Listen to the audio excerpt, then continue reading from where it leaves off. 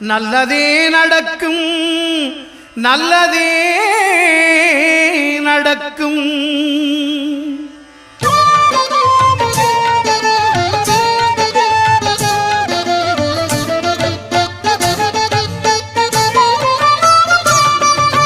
9 கோளும் ஒன்றாய் காண அங்கு கற்பகம் என்னும் கடவுளின் மெய்யில்